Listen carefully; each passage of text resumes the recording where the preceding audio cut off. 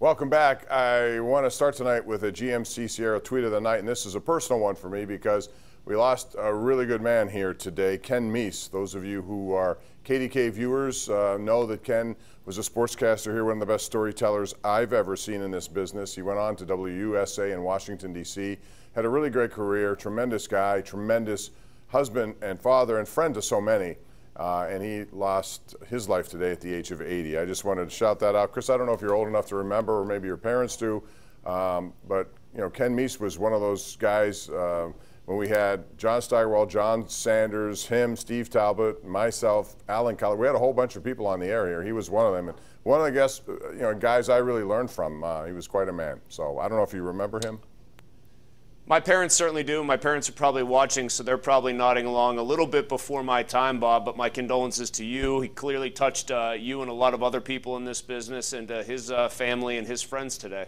Yeah, I happen to be a or godfather to his son Blake, too, so I've gotten to know the Meese family very well, and I just want to wish them all the very best in this trying time. But Ken was a great man, and we're going to miss him.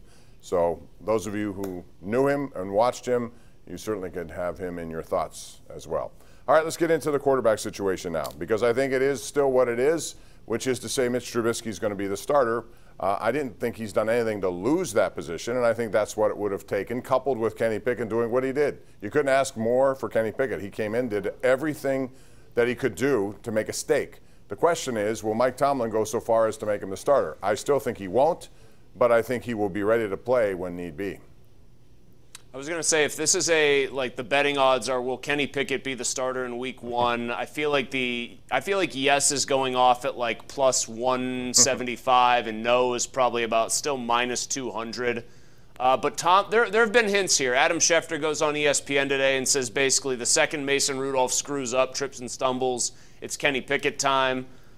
Mike Tomlin was asked about his depth chart, and he did not just flat out say, no, there will be no change to it. He said, I don't make knee-jerk reactions. That is a very clever way to avoid answering the question directly. Mike Tomlin's good at that.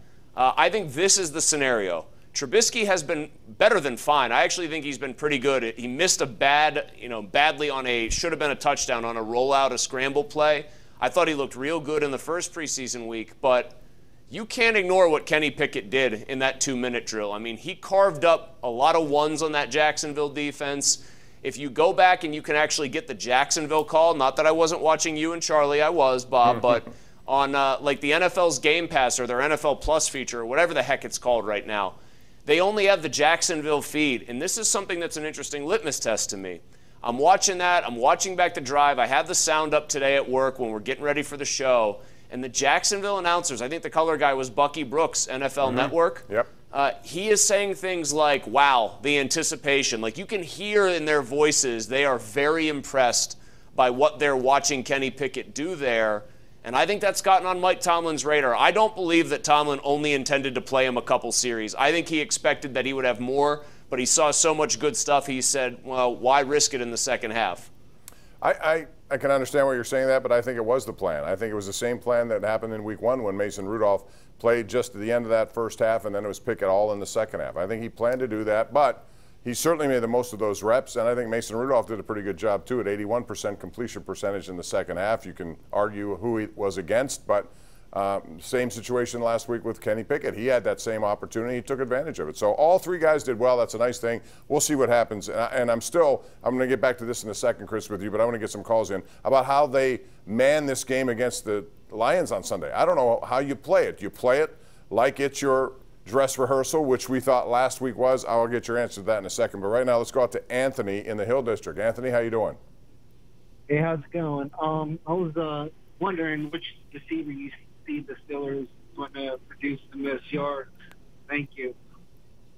No, I did not understand what he said. There was kind of muffled. Which receiver will produce the most yards, I think. Yeah, Steeler receiver, I think. Well, I'm telling you, I'm bullish on Chase Claypool. I think he's a big play down the field kind of guy, and I think he's highly motivated. I think nobody's really talking about him. Most of it is on George Pickens, and rightfully so. But I do still think Claypool by the end of the year, I may be one of the few who say this, Chris, I think he's going to have the most yards. I want it to be George Pickens because I've hyped him up so much, and I think he's going to deliver the goods, especially in like contested catch situations, red zone. But you know what? Sometimes the most boring answer is the correct one. Don't you just get the feeling that if it's a combination of Trubisky and Kenny Pickett this year starting at quarterback, that they'll look early and often to Deontay Johnson, especially if it's Pickett for the majority of the year? Because Johnson gets open quickly, and Pickett's going to be trying to hit that first read quickly a lot of the time to minimize the chance of mistakes. So I'll say Deontay Johnson. Yeah, and they have other weapons too. The weapons are only as good as that offensive line will allow them to, make plays. One thing I will say about Ken Pickett, the way he is, he's a quick decision maker. That helps a bad offensive line. We've seen that in the past. We'll see if it happens here. So answer my question about how you, if you're Mike Tomlin, play this game on Sunday.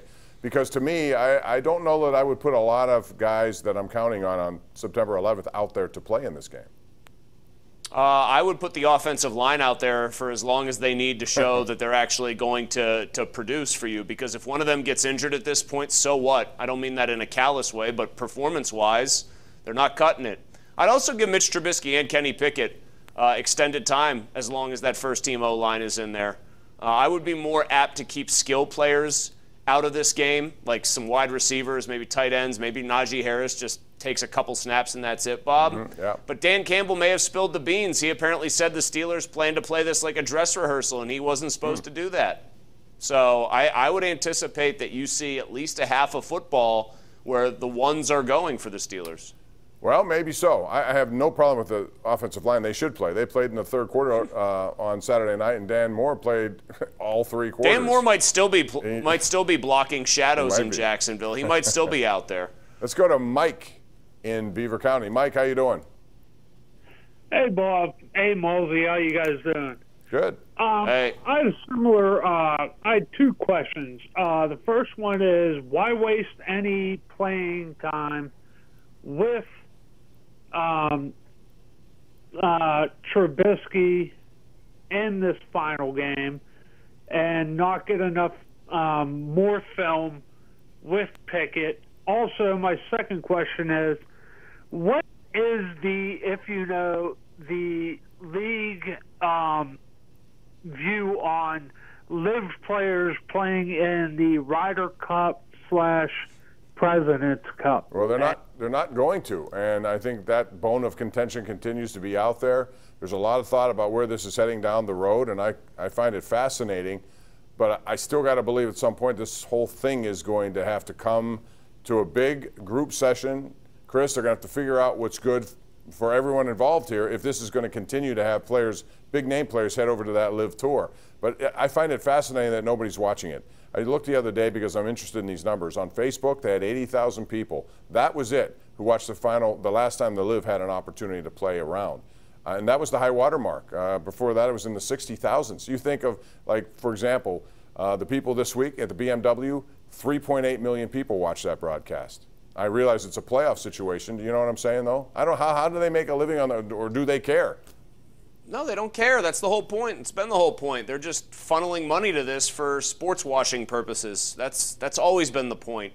I think it's very interesting that some of these players went over there, Bob, and now we find out that all these live, like a lot of these, I don't know if it's all of them, but these live contracts, they're signing these big deals, and then they're just draws. Like what they win, they're drawing against the amount that they guaranteed these guys. So some of these contracts that had huge numbers floating around are apparently not necessarily all that they're cracked up to be for some of these players. So I think it ends in a settlement in a couple of years where maybe there's some sort of compromised reach, but the Live Golf Tour is never going to attract viewers because, frankly, even though the players might be first rate in some cases, the entire operation is below second rate.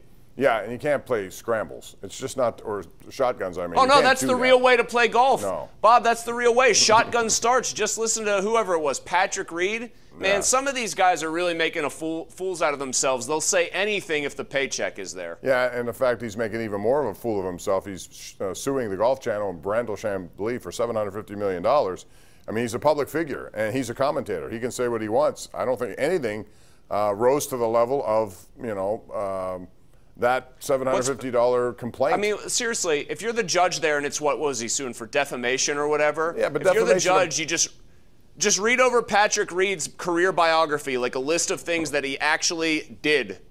And then just wad that paper up if you're the judge and just toss it right out of court, baby. Throw it in the trash where it belongs, like the rest of Patrick Reed. We're going to a break. We'll come back with more. It's 412-575-2600. Call us right here on the Sports Call.